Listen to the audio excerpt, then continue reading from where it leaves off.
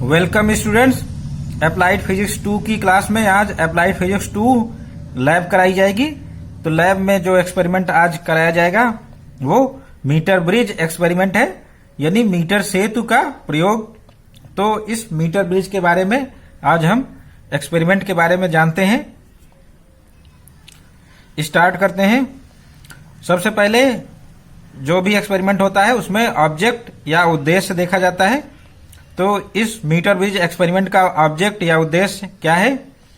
To verify series and parallel combination of resistances with help of metre bridge, यानी metre bridge की सहायता से प्रतिरोधों के श्रेणी क्रम तथा समांतर क्रम संयोजन के नियमों का सत्यापन करना। तो मीटर ब्रिज जो एक्सपेरिमेंट सिलेबस में है उसका उद्देश्य है मीटर ब्रिज की सहायता से प्रतिरोधों के श्रेणी क्रम व समांतर क्रम संयोजन के नियमों का सत्यापन करना। तो जो हमारे प्रतिरोध हैं वो दो तरीके से जोड़े जाते हैं, श्रेणी क्रम और समांतर क्रम।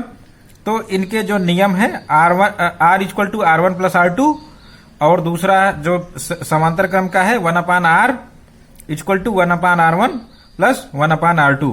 तो इन नियमों का सत्यापन करना, वास्तव में ये नियम सही है कि नहीं है, तो यह हम मीटर ब्रिज की सहायता से निकालते हैं। तो एपरेटस जो इसमें यूज होंगे, सेकंड नंबर पर एपरेटस यूज्ड लिखा जाता है। तो एपरेटस यूज्ड या उपकरण प्रयुक्त मीटर ब्रिज, गैल्वेनोमीटर, लेक्लांसे सेल और ड्राई सेल, प्लग की, अननोन रेजिस्टेंस।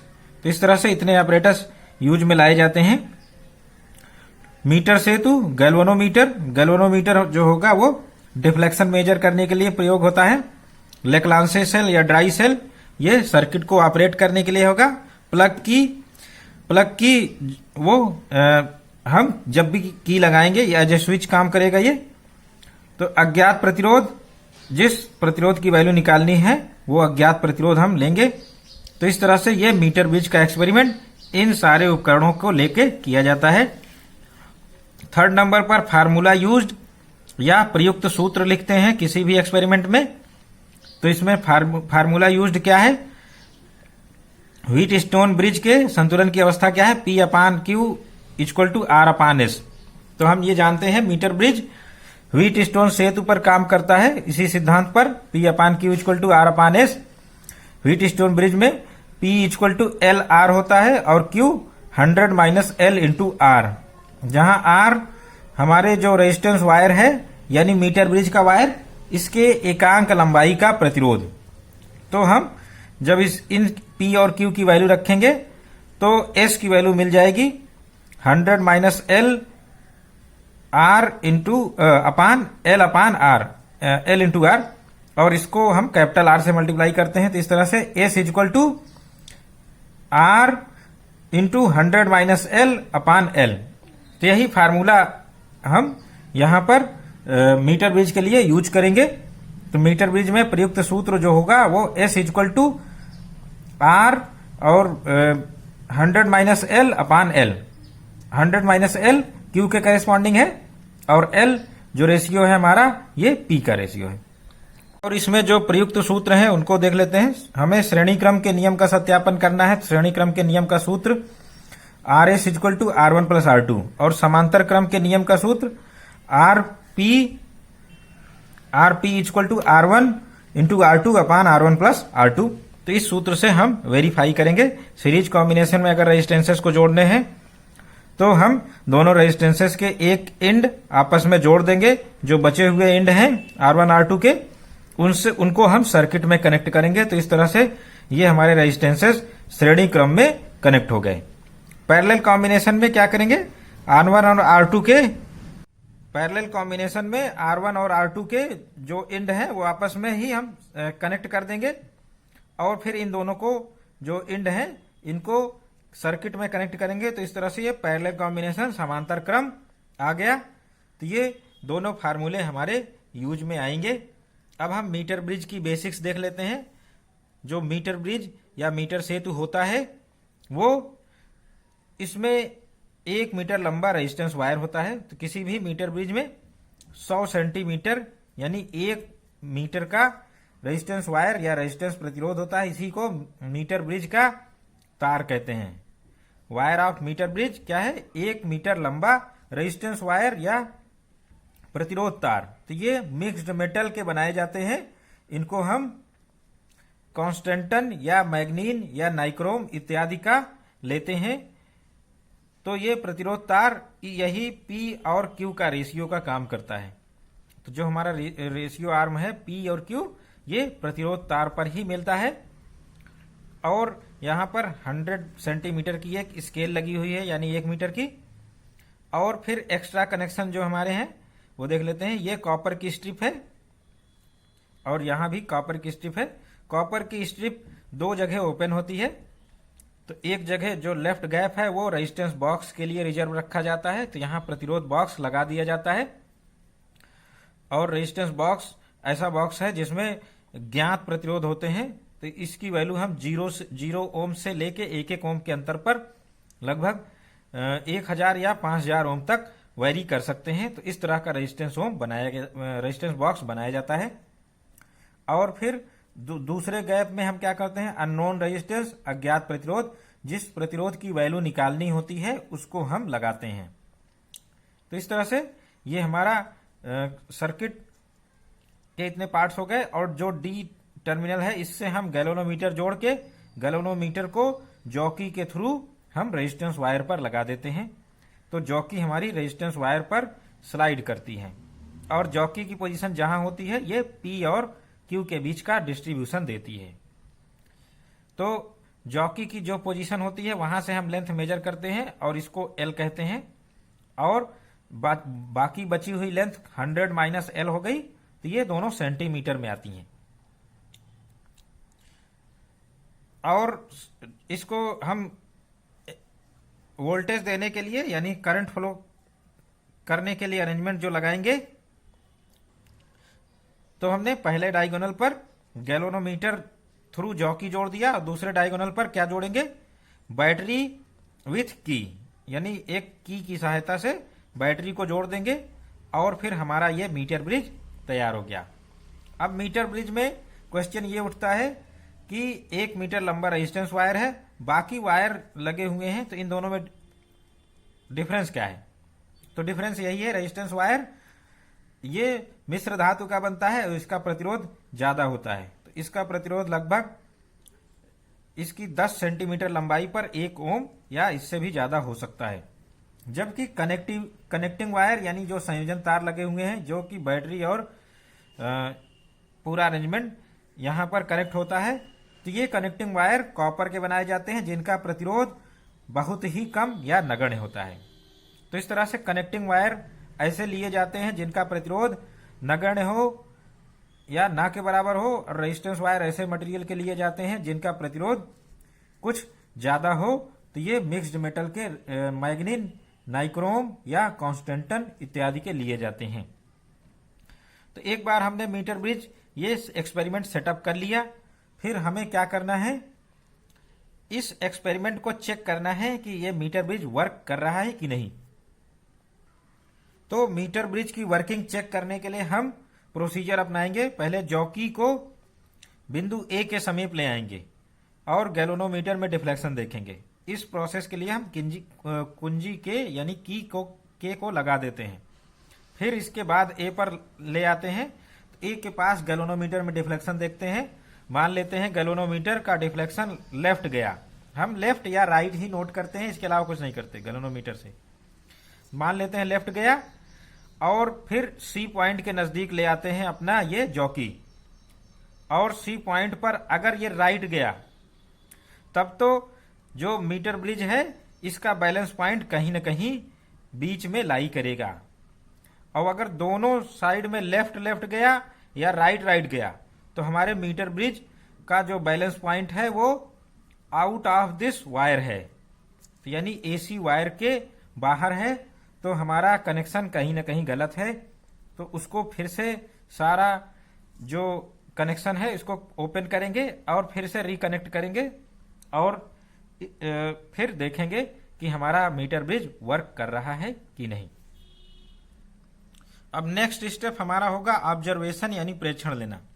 ऑब्जर्वेशन लेने के लिए हम क्या करेंगे, अपने जिस रेजिस्टेंस की वैल्यू निकालनी है, मान लेते हैं पहले प्रतिरोध की वैल्यू निकालनी है जिसको हम R1 कह रहे हैं, तो उसको यहां पर अज्ञात प्रतिरोध की भुजा में कनेक्ट करेंगे एस आर्म में, और फिर हम की लगाएंगे और इसको स्लाइडिंग जॉकी को तब तक स्लाइड करेंगे जब तक गैल्वेनोमीटर 0 रीडिंग न देने लगे, यानी गैल्वेनोमीटर में डिफ्लेक्शन शून्य न हो जाए। जो गैल्वेनोमीटर में डिफ्लेक्शन शून्य होने का मतलब है कि हमारा ब्रिज बैलेंस हो गया, और इस पर्टिकुलर लंबाई को हम फिर स्केल की सहायता से यानी पटरी की सहायता से पढ़ लेंगे। तो इस तरह से हम ये प्रोसीजर करते हैं। तो ये टेबल हम बनाएंगे। इस टेबल में क्या क्या बनाएंगे, ये टेबल है फॉर रेजिस्टेंस R1, प्रतिरोध R1 के लिए टेबल है, क्रम संख्या, रेजिस्टेंस बॉक्स यानी प्रतिरोध बॉक्स R से निकला हुआ प्रतिरोध, तो प्रतिरोध बॉक्स में हमें सेट करना पड़ता है कितना रेजिस्टेंस हम दे रहे हैं, यानी प्रतिरोध बॉक्स से सेट की हुई जो वैल्यू होगी वो कैपिटल R होती है। तो हम ये वैल्यू चूज करते हैं जो हमारा अज्ञात प्रतिरोध है उसी के आसपास का। अज्ञात प्रतिरोध की नियर अबाउट वैल्यू हमें पता रहती है कि ये 25 ओम का है या 20 का है या 10 ओम का है या 50 ओम का है, तो नियर अबाउट वैल्यू मालूम रहती है, तो हम उसी के नियर यहाँ R सेट करते हैं ताकि हमारा व्हीट स्टोन ब्रिज या मीटर ब्रिज एग्जैक्ट रीडिंग दे। तो हमने 20 यहाँ सेट कर लिया, और फिर इसके बाद बैलेंस जब पॉइंट ऑब्जर्व हुआ तो बैलेंस पॉइंट की जो लेंथ है वो L हमने मेजर की, और ये LI 45.1। तो ये हमने जो एक्सपेरिमेंट की रीडिंग दी है ये एक टिपिकल वैल्यूज हैं, तो स्टूडेंट्स इनको फॉलो कर सकते हैं, लेकिन ये एक्चुअल एक्सपेरिमेंट खुद करने चाहिए स्टूडेंट्स को, क्योंकि यहाँ पर इस साल सेमेस्टर सिस्टम में टाइम नहीं मिल पाया, तो यहाँ पर रीडिंग विथ कैलकुलेशन दिखा दी जा रही है ताकि स्टूडेंट्स को आइडिया लगे कि ये एक्सपेरिमेंट एक्चुअल में परफॉर्म कैसे किए जाते हैं। तो इसके लिए सब लोग अच्छे से देख लेंगे। यानी रेजिस्टेंस बॉक्स से हमने यहाँ 20 ओम का रेजिस्टेंस सेट किया। 20 ओम का रेजिस्टेंस सेट करने के लिए यहाँ पर 20 ओम की जो प्लग है उसको निकाल देंगे। तो प्लग निकालने से क्या हो गया, रेजिस्टेंस बॉक्स में 20 ओम सेट हो गया। और फिर अब संतुलन की लंबाई के लिए हम क्या करते हैं, ये एक्सपेरिमेंट करते हैं, की लगा के, बैटरी की लगा के, फिर इसके बाद स्लाइडिंग जॉकी को तब तक स्लाइड करेंगे जब तक गैल्वेनोमीटर 0 रीडिंग ना दे दे। फिर इस केस में हम क्या करेंगे, इस लेंथ को मेजर करेंगे जहां 0 रीडिंग मिली है, और वो लेंथ हमें स्केल पर मिल जाएगी, और वो लेंथ हम नोट कर लेंगे। फॉर एग्जाम्पल मान लेते हैं ये 45.1 पर मिली है, तो इस लेंथ को हम नोट करेंगे, और फिर 100 - L1 इतना पार्ट हमारा एक्सपेरिमेंट से निकलेगा, बाकी हम कैलकुलेशन करेंगे। 100 - L1 करेंगे तो 54.9 आ गया, और इस सूत्र से निकालेंगे R1 की value, R1 = R 100 - L1 upon L1 ओम। तो इस तरह से ये कैलकुलेशन से आ गई 24.3। तो सारी वैल्यूज रखेंगे, R 20 रखेंगे, L1 45.1। तो इस तरह से वैल्यूज रख के हम निकाल लेंगे। ये एक्सपेरिमेंट हम कई बार परफॉर्म करेंगे R1 के लिए ही। तो यहां पर रेजिस्टेंस बॉक्स से वैल्यू चेंज भी कर सकते हैं या सेम रख सकते हैं। तो अगर चेंज करेंगे तो यहां पर R की वैल्यू डिफरेंट आ जाएगी, अगर सेम रखते हैं तो यही वैल्यू आ जाएगी। तो हम 1 ओम या 2 ओम इसके इर्द गिर्द चेंज करते हैं, अगर नहीं चेंज किया तो उसी को रहने देते हैं, और यहां पर एक्सपेरिमेंट दोबारा से फिर से परफॉर्म कर लेंगे, और तीसरी बार भी कंफर्मेशन के लिए हम परफॉर्म करेंगे। तो इस तरह के एक सेट ऑफ रीडिंग हमारी मिल गई, और इनसे हमें R1 की वैल्यूज भी मिल गई, और इनका एवरेज हम लेंगे। तो ये एवरेज वैल्यू, माध्य वैल्यू हमारा R1 या रेजिस्टेंस जो अज्ञात प्रतिरोध R1 है इसकी वैल्यू मिल गई। एक बार रेजिस्टेंस R1 कैलकुलेट हो गया, अब हम दोबारा रेजिस्टेंस R2 के लिए यही एक्सपेरिमेंट परफॉर्म करेंगे।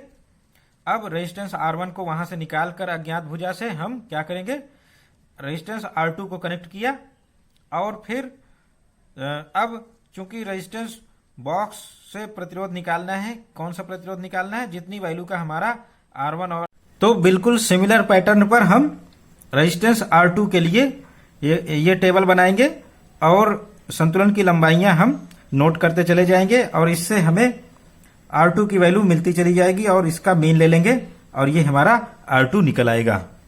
अब हम तीसरा केस करते हैं। तीसरे केस में हम चूंकि हमें रेजिस्टेंसेस के जो लॉज हैं, नियमों का सत्यापन करना है सीरीज और पैरेलल कॉम्बिनेशन का, तो हमने पहले R1 और R2 की वैल्यू इंडिविजुअली निकाल ली। अब हम क्या करेंगे, सीरीज कॉम्बिनेशन की वैल्यू निकालेंगे, यानी R1 और R2 को सीरीज में जोड़ देंगे, तब अज्ञात भुजा वाली यानी S आर्म में लगाएंगे। तो इस तरह से पहले R2 लगा था, अब R2 को निकालकर हम R1 के साथ अटैच करके अब यहां पर अज्ञात भुजा वाले उसमें लगाएंगे। फिर इसके बाद इसको हम एक रेजिस्टेंस मानकर इसका प्रतिरोध निकालेंगे। तो इसके लिए प्रोसीजर वही है, क्योंकि हमारे जो R1 R2 हैं इनके सीरीज कॉम्बिनेशन की वैल्यू लगभग 50 ओम के आसपास होनी चाहिए।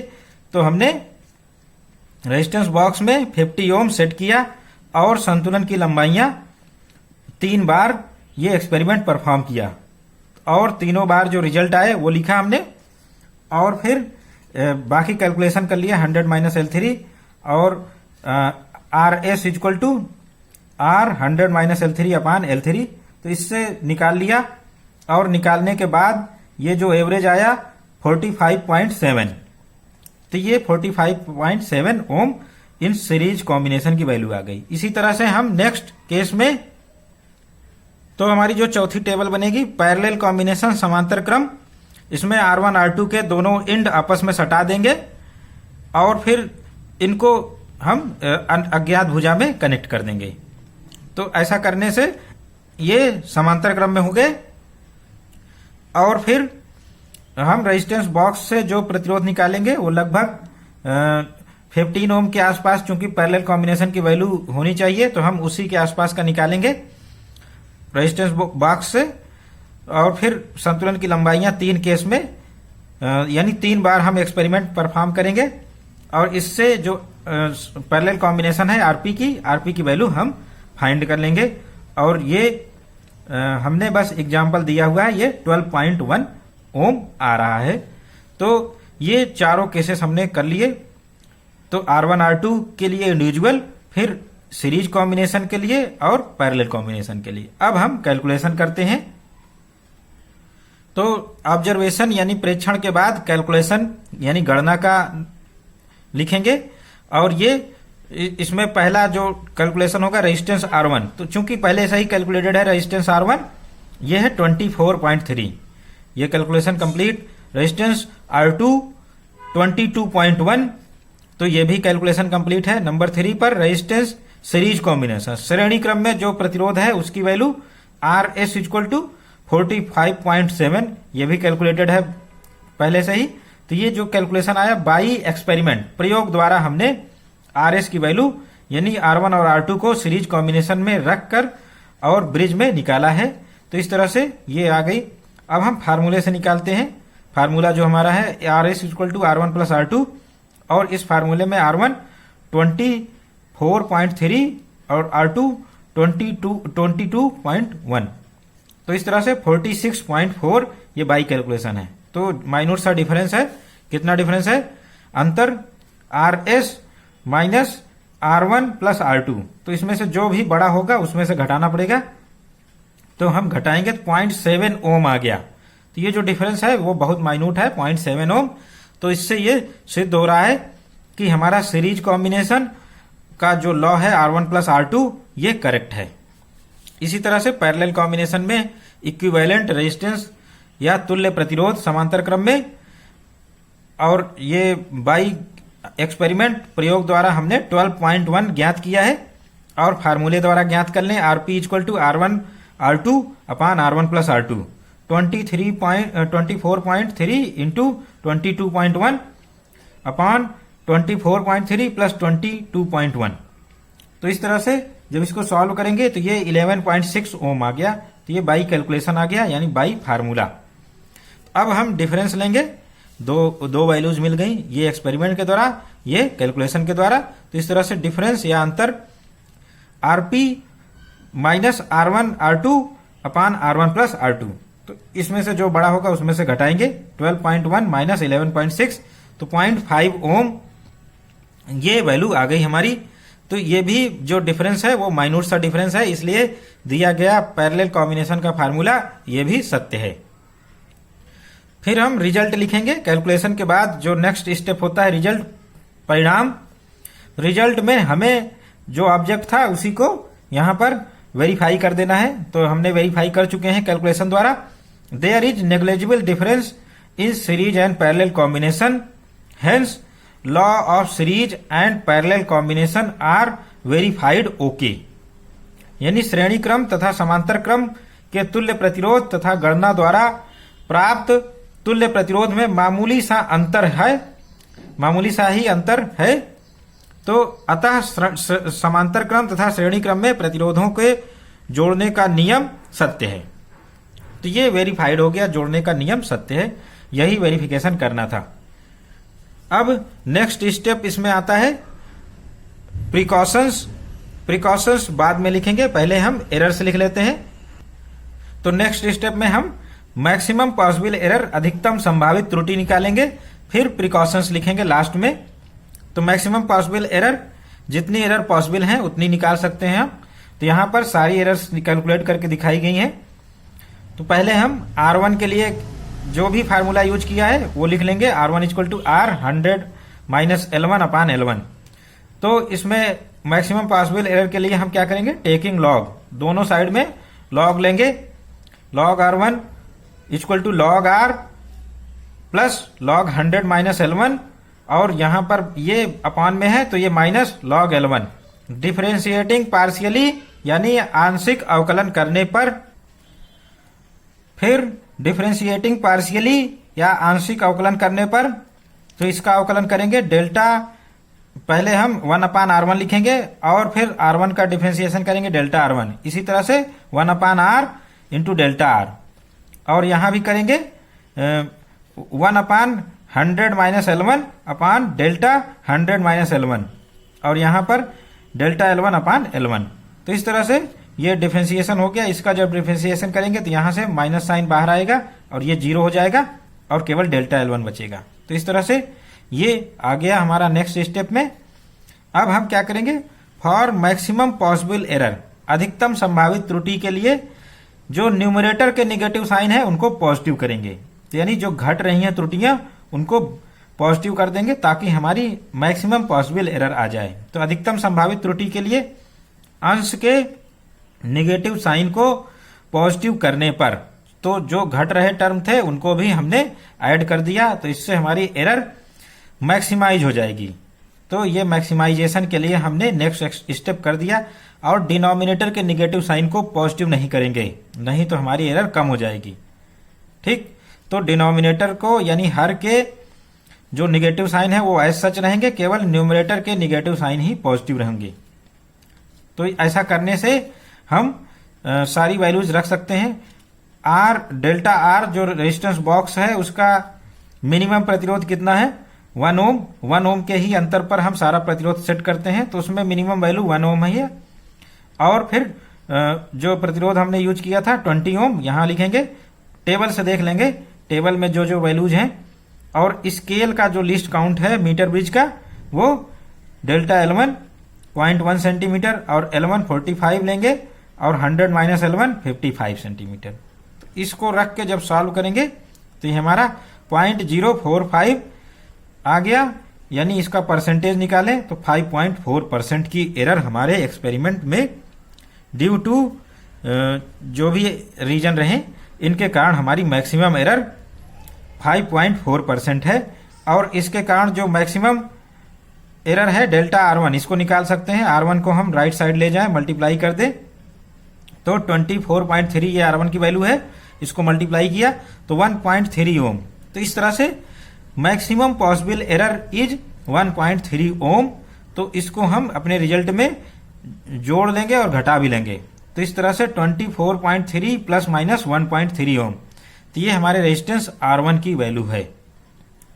बिल्कुल सिमिलर पैटर्न पर हम R2 के लिए ये डेरिवेशन करेंगे, और अब की बार हम सीधे सीधे लिख देंगे। डेरिवेशन अब पूरा नहीं करेंगे, सीधे सीधे हमने फार्मूला देखकर ऐसे ही लिख देना है, delta R2 upon R2 equal to delta R upon R delta L2 upon 100 minus L2 plus delta L2 upon L2। अब इसमें जो रेजिस्टेंस बॉक्स का मिनिमम रेजिस्टेंस है 1 ओम, उसको लिखेंगे। तो यानी 1 ओम के ही अंतर पर हम वैल्यू सेट कर सकते हैं। तो जो हमारा डिफरेंस है 1 ओम ही है। 1 ओम से नीचे हमारे रेजिस्टेंस बॉक्स में ऑप्शन नहीं है या पढ़ने का ऑप्शन नहीं है, तो इसलिए हम डेल्टा आर यही लिखेंगे। और आर की वैल्यू 25 ओम सेट की थी, ये लिखेंगे। और डेल्टा L2 सेम रहेगा 0.01 ओम 1 सेंटीमीटर। ये हमारा जो स्केल है, पटरी है 100 सेंटीमीटर का, उसका लीस्ट काउंट होता है। फिर इसी तरह से 100 माइनस L2 हम टेबल से कोई भी वैल्यू उठा लेंगे और L2 को भी कोई वैल्यू उठा लेंगे। जब इसको सॉल्व करेंगे तो ये 0.044 ये आ गया। और जो परसेंटेज एरर निकालेंगे तो वो 4.4% की एरर R2 में है। अब इस परसेंटेज एरर को मैक्सिमम पॉसिबल एरर निकालेंगे। Delta R2 0.044 into R2। तो R2 यहां लेफ्ट साइड में था, इधर राइट साइड में ले गए और ये मल्टीप्लीकेशन में आ गया। R2 की वैल्यू 22.1 ओम है, तो इससे मल्टीप्लाई करके रखेंगे तो ये लगभग 1 ओम आ गया। तो इस तरह से हम ये R2 की रेंज लिख लेंगे 22.1 प्लस माइनस 1 ओम। तो इस तरह से ये हमारा R2 की जो वैल्यू है विथ एरर आ गई।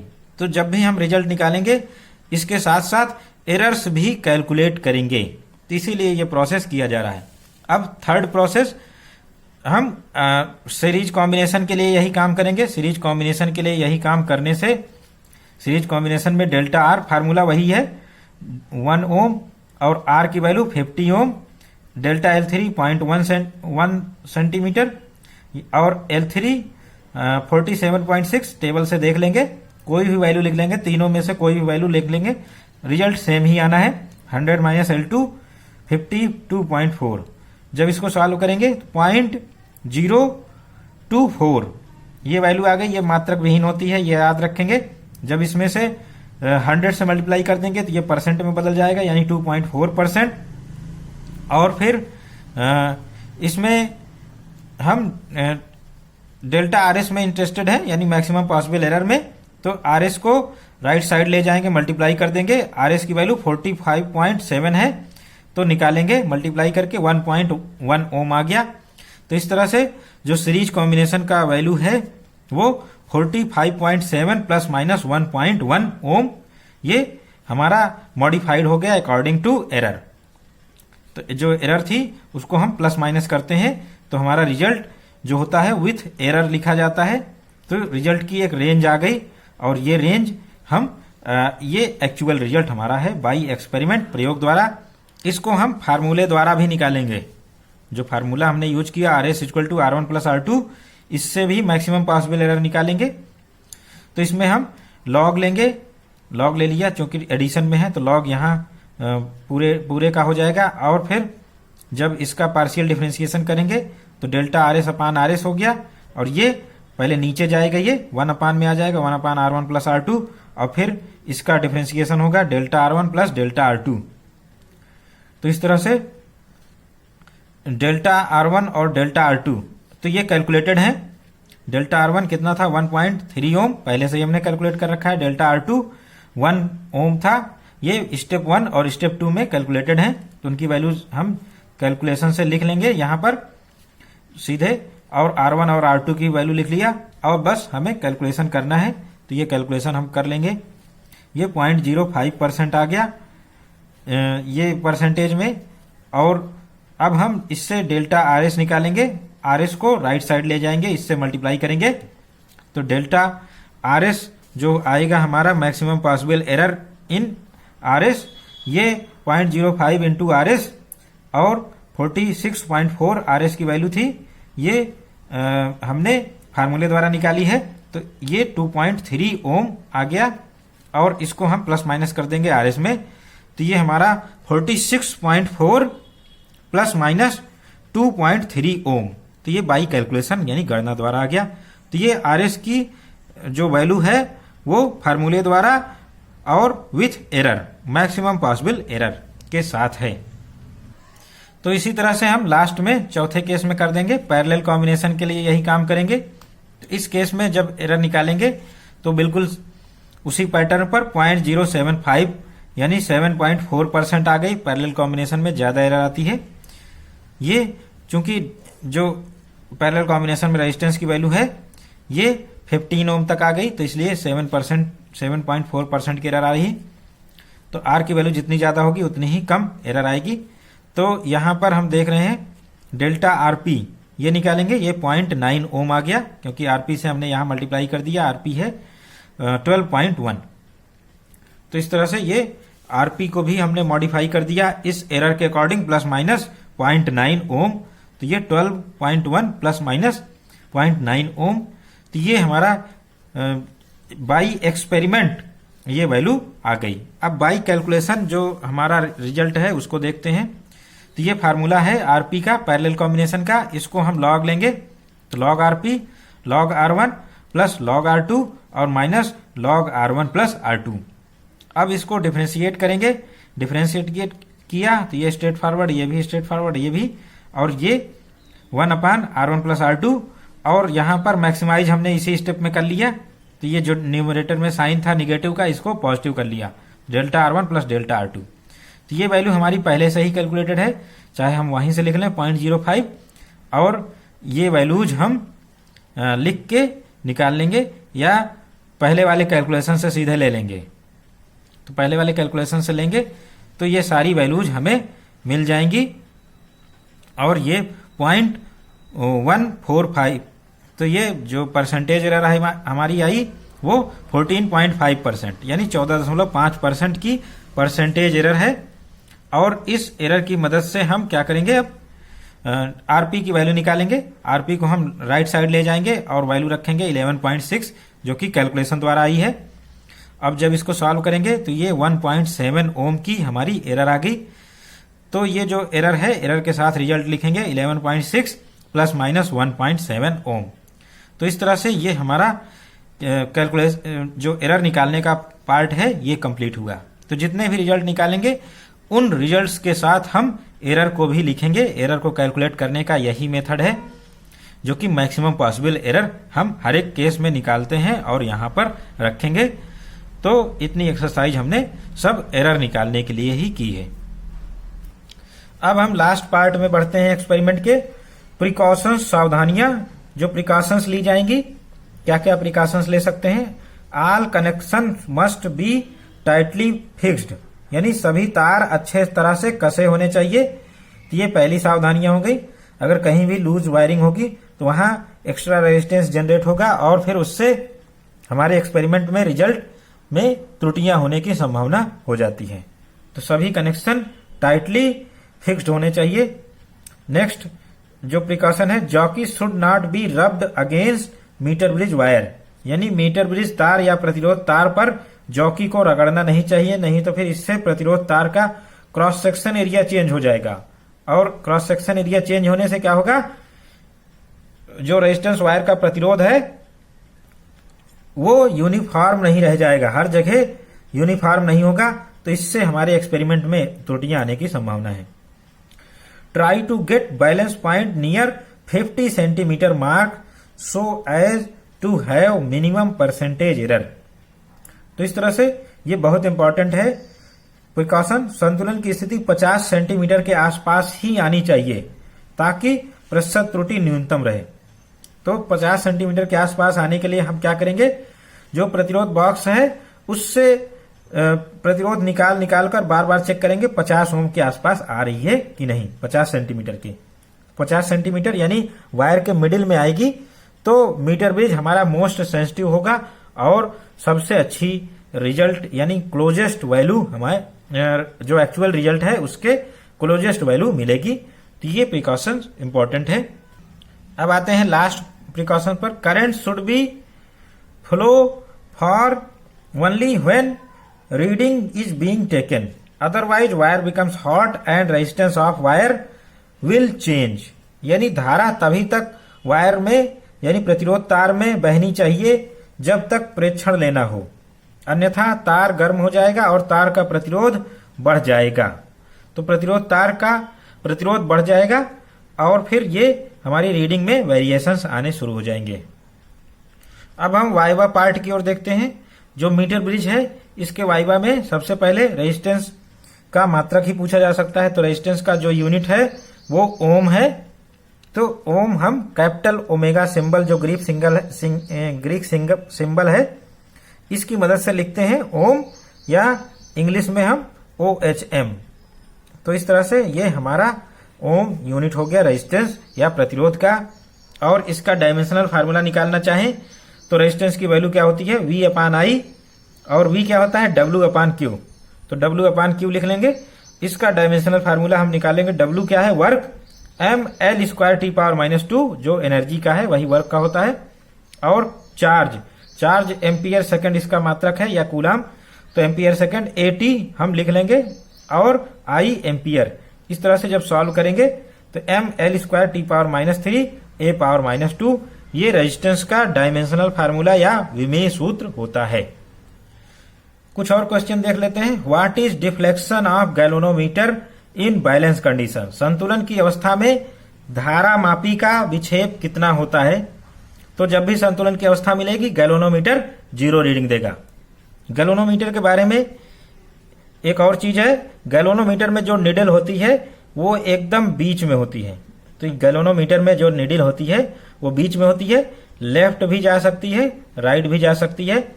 तो रीडिंग हमें तभी लेनी चाहिए जब ये निडल बिल्कुल हिले ना।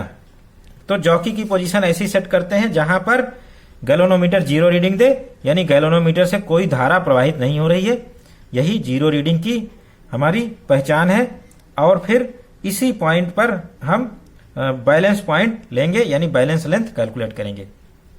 What is purpose of copper strip in metre bridge. Metre bridge में तांबे की पत्तियां क्यों लगाई जाती हैं, क्योंकि इनके कारण इट रिड्यूसेस इंड करेक्शन, यानी अंत प्रतिरोध का मान कम होता है। तो हमारे जो अंत प्रतिरोध आते हैं, यानी जो हम प्रतिरोध लगाए हैं PQRS, इसके अलावा जो प्रतिरोध आएंगे वो अंत प्रतिरोध होंगे, यानी इंड करेक्शन। तो हमारे जो रेजिस्टेंस वायर है ये PQ देता है और रेजिस्टेंस बॉक्स R और अज्ञात प्रतिरोध S। इसके अलावा सर्किट में कोई रेजिस्टेंस नहीं होना चाहिए। तो हम कनेक्टिंग वायर इस तरह के लगाएंगे कि इनका रेजिस्टेंस लोएस्ट मिले। और जो हमारी स्ट्रिप्स हैं वो कॉपर स्ट्रिप्स हैं, तो इनका भी रेजिस्टेंस लोएस्ट होता है। तो इस तरह से मीटर ब्रिज में इनका प्रयोग किया जाता है। इसके कारण जो हमें एंड करेक्शन करने पड़ते हैं वो नहीं करने पड़ेंगे। नेक्स्ट क्वेश्चन, कॉन्स्टेंटन और manganin wire why used in as resistance wire, यानी मीटर ब्रिज में तांबे जो तार होता है, मीटर ब्रिज का तार, प्रतिरोध तार, ये कॉन्स्टेंटन या मैग्नीन का ही प्रयोग क्यों किया जाता है। तो कॉन्स्टेंटन या मैग्नीन जो मिक्स्ड मेटल होती हैं हमारी, उनका प्रयोग इसलिए किया जाता है कि हाई रेजिस्टेंस, ये इनका रेजिस्टिविटी हाई होती है, यानी ये उच्च प्रतिरोधकता वाले होते हैं या विशेष प्रतिरोध वाले होते हैं। और low temperature coefficient of resistance alpha, यानी इनका जो प्रतिरोध का ताप गुणांक होता है वो बहुत कम होता है। तो इस कारण से ये यूज में आते हैं।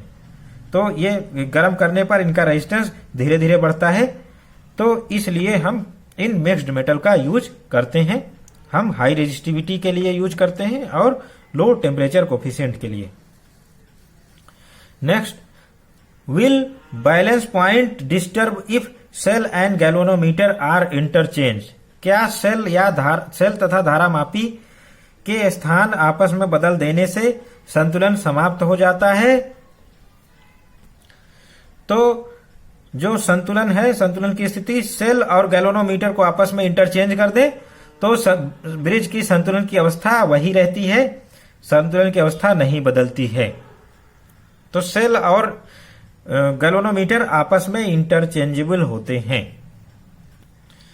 Next, name of principle of metre bridge, यानी मीटर सेतु किस सिद्धांत पर कार्य करता है। तो व्हीट स्टोन सेतु या व्हीट स्टोन ब्रिज, इस सिद्धांत पर हमारा मीटर ब्रिज काम करता है। व्हीट स्टोन सेतु पर और भी जो डिवाइसेस काम करती हैं वो हैं post office box and Carey Foster bridge. तो ये सभी व्हीट स्टोन ब्रिज के सिद्धांत पर वर्क करती हैं। Next question, at what point maximum accuracy can be obtained. Metre bridge की यथार्थ मान किस पर देता है? तो मीटर ब्रिज जो होता है वो यथार्थ मान हमारा नियर 50 सेंटीमीटर देगा, यानी when balance point is found near 50 centimetre mark, यानी जब संतुलन की अवस्था 50 सेंटीमीटर मार्क के समीप प्राप्त होता है तो हमारा मीटर ब्रिज सबसे अधिक यथार्थ या सुग्राही मान देता है। Question 7, what is length of metre bridge wire. Metre bridge wire की लंबाई क्या होती है? तो 100 centimetre 100 centimetre taken for easy calculation, यानी गणना आसानी से हो उसके लिए लिया गया है। इसकी लंबाई 100 सेंटीमीटर से ज्यादा भी ली जा सकती है, कम भी ली जा सकती है, क्योंकि 100 कैलकुलेशन में इजी होता है इसलिए लिया गया है। Next question, what are resistance of ratio arms of metre bridge. Metre bridge की अनुपातिक भुजाओं का प्रतिरोध कितना होता है? तो मीटर ब्रिज की अनुपातिक भुजाएं हमें कहाँ मिलती हैं? रेजिस्टेंस वायर यानी प्रतिरोध तार पर, और जो वैल्यू होती है, अगर एल लेंथ पर हमारा बैलेंस पॉइंट मिला तो पी की वैल्यू क्या होगी? हमारे एल लेंथ की लंबाई के तार के लंबाई का प्रतिरोध। तो तार की एकांक लंबाई का प्रतिरोध स्मॉल आर है, इसमें एल लंबाई से मल्टीप्लाई करेंगे और ये पी की वैल्यू निकलेगी, P equal to L R. इसी तरह से Q equal to 100 minus L into R. तो ये हमारा पी और क्यू वैल्यू होता है। जब रेशियो लेंगे तो आर से आर कट जाएगा, ये सिंपली हमारा लेंथ ही आ जाएगा, एल अपान 100 माइनस एल, ये पी अपान क्यू रेशियो देता है। Next question, what is effect of rise of temperature on metal, यानी तापमान बढ़ाने पर धातु के तार का प्रतिरोध पर क्या प्रभाव पड़ता है? तो resistance of wire of metal increases, यानी प्रतिरोध बढ़ता है, किसी भी तार का प्रतिरोध तापमान बढ़ाने से बढ़ता है। R2 equal to R1 bracket में 1 प्लस अल्फा डेल्टा टी, जहां डेल्टा टी क्या है? T2 minus T1। T2 greater temperature है, T1 स्मॉलर। तो इससे क्या मिलेगा? T2 माइनस T1 ये हमेशा पॉजिटिव रहेगा, इसलिए R2 भी R1 से ग्रेटर रहेगा। तो इनका जो टेम्परेचर कोफिशिएंट है वो पॉजिटिव होता है। मेटल के लिए या कंडक्टर के लिए टेम्परेचर कोफिशिएंट यानी प्रतिरोध का ताप गुणांक ये पॉजिटिव होता है, और सेमीकंडक्टर यानी अर्धचालक के लिए निगेटिव होता है। इसके अलावा और क्वेश्चन पूछा जा सकता है, ओम का नियम क्या है? State Ohm's law. तो ओम का जो नियम है वो कंडक्टर पर लागू होता है। तो किसी भी यानी चालक की जो भौतिक दशाएं हैं वो फिक्स रहे, यानी जो टेम्परेचर है, मैकेनिकल स्ट्रेन है इत्यादि फिक्स रहे, तो क्या होगा? जो वायर के सिरे पर विभवांतर है वो उसमें प्रवाहित करंट के अनुक्रमानुपाती यानी प्रोपोर्शनल होता है। इस तरह से V equal to R I, ये हमारा ओम का नियम हो गया। ये कंडक्टर के लिए ही ट्रू है। 1 ओम की डेफिनेशन पूछी जा सकती है। तो 1 ओम करंट किसी भी कंडक्टर में किसी भी कंडक्टर का प्रतिरोध 1 ओम होता है। कब? जब उसके सिरों पर 1 वोल्ट लगाया जाए और जो 1 वोल्टेज लगाने पर 1 वोल्ट का विभवांतर लगाने पर जो करंट है उसकी मात्रा 1 एम्पियर हो, तो उसका प्रतिरोध जो वायर का प्रतिरोध होगा वो 1 ओम होगा। इसी तरह से नेक्स्ट क्वेश्चन पूछा जा सकता है हमारा स्पेसिफिक रेजिस्टेंस यानी विशिष्ट प्रतिरोध। तो किसी भी वायर का स्पेसिफिक रेजिस्टेंस वायर के मटेरियल पर निर्भर करता है, वायर की लंबाई और क्रॉस सेक्शन एरिया पर निर्भर नहीं करता। स्पेसिफिक रेजिस्टेंस है किसी भी मटेरियल का, उसका हम वायर बनाए, उस वायर की लंबाई यूनिट होनी चाहिए यानी 1 मीटर होनी चाहिए, और क्रॉस सेक्शन एरिया भी यूनिट होना चाहिए। अनुप्रस्थ काट का क्षेत्रफल इकाई यानी 1 मीटर स्क्वायर होना चाहिए, तभी जो रेजिस्टेंस निकल के आएगा वो उसका विशिष्ट प्रतिरोध या स्पेसिफिक रेजिस्टेंस कहलाता है। नेक्स्ट क्वेश्चन, लंबाई बढ़ाने पर स्पेसिफिक रेजिस्टेंस या विशिष्ट प्रतिरोध में परिवर्तन होता है? तो बिल्कुल नहीं। ये लंबाई और क्रॉस सेक्शन एरिया के इंडिपेंडेंट होता है। ये केवल मटेरियल पर डिपेंड करता है, स्पेसिफिक रेजिस्टेंस या विशिष्ट प्रतिरोध।